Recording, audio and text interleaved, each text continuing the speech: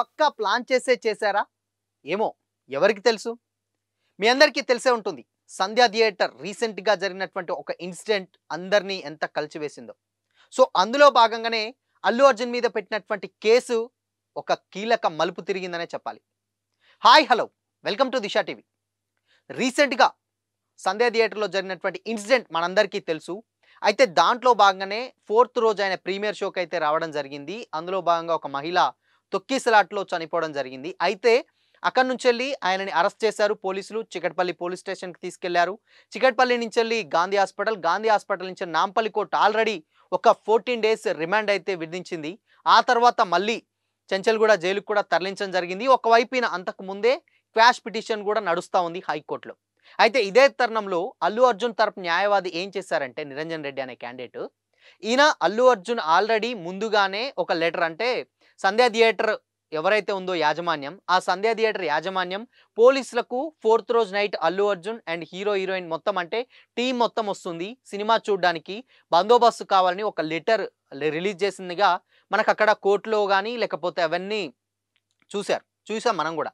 So అయితే అక్కడ ఏమైందంటే అక్కడ లాజికల్‌గా డిఫెన్స్ లాయర్ ఎవరైతే ఉంటారో అల్లు అర్జున్‌కి డెఫినిట్‌గా బెయిల్ ఇవ్వకూడదు అని ఆయన చాలా గట్టిగా వాదించారు.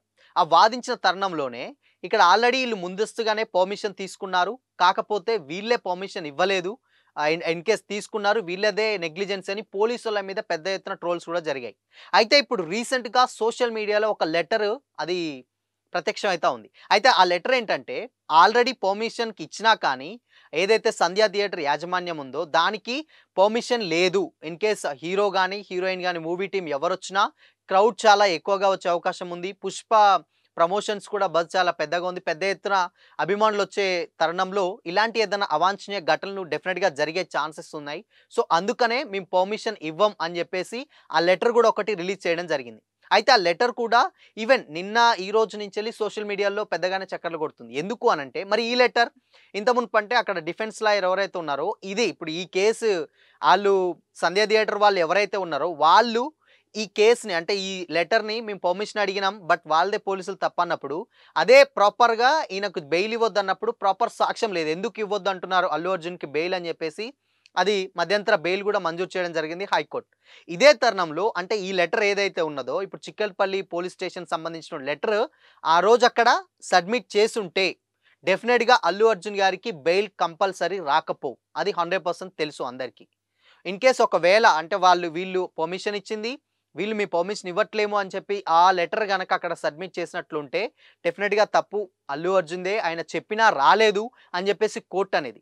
సో, అందుకోసమనే వీళ్ళేం చేశారు నిన్న ఈ లెటర్ బయటికి రిలీజ్ చేయడం ద్వారా ఇప్పుడు పెద్ద ఎత్తున చర్చ కూడా అయింది. అంటే తెలిసినా కానీ పెద్ద ఎత్తున అభిమానులు వస్తారన్నా కానీ ఇది ఈయన కావాలని వచ్చాడు. సో, వచ్చినందువలన ఇదొకటి జరిగిందని చెప్పేసి ఇప్పుడు వాళ్ళు రిలీజ్ చేశారు ఆ లెటర్‌ని.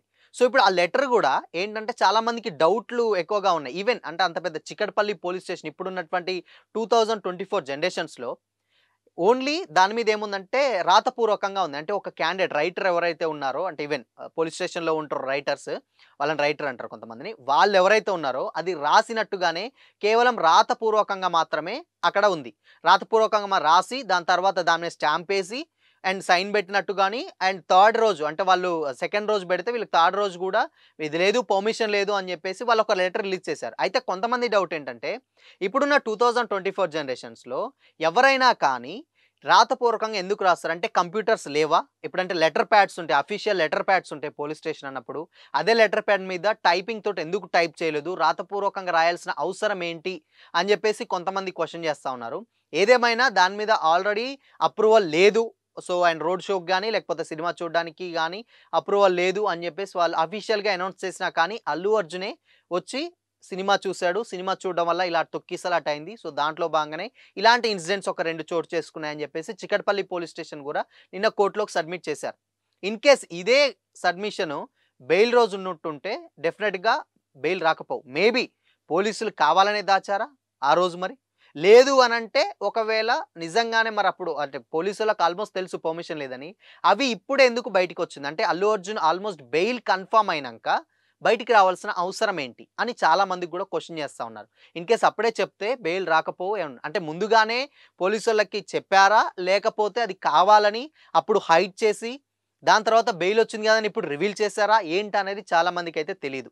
సో మొత్తంగా ఏంటంటే చాలా డౌట్స్ అయితే రైజ్ అవుతున్నాయి. సో జనవరి 12 వరకు మేబీ సో ఆయనకు బెయిల్ అయితే ఉండడం జరిగింది. మధ్యంతర బెయిల్. సో దాని తర్వాత పరిణామాలు ఎలా ఉంటాయో ఏంటని డెఫినిట్‌గా ఇదొక సీరియస్ అయ్యే విషయంగానే కనిపిస్తా ఉన్నది. ఎందుకు అనంటే ఆయన అంత ప్రాపర్‌గా సబ్మిషన్ చేసినంక కూడా సాక్ష్యాలు. అప్పుడు చేస్తే ఇంక అసలు బెయిల్ గూడా రాకపోవు. ఈవెన్ డెఫినిట్‌గా 14 డేస్ రిమాండ్ కంపల్సరీ అని ఉండాల్సొచ్చు. దాని తర్వాత ఇప్పుడు ఈ ఇన్సిడెంట్ వల్ల ఆయన లెటర్ రిలీజ్ చేయడం ద్వారా దీని కేస్ ఆయన కూర్చు బిగుస్తుందా అని గూడా సోషల్ మీడియాలో కొన్ని కామెంట్‌లయితే వస్తున్నాయి. సో ఈ కేస్ ఇంకెంత వరకెళ్తుంది? దీని మీద ఇంకా కొన్ని ఎలాంటి కోణాలు బయటపడతాయో వెయిట్ చేయాల్సిందే.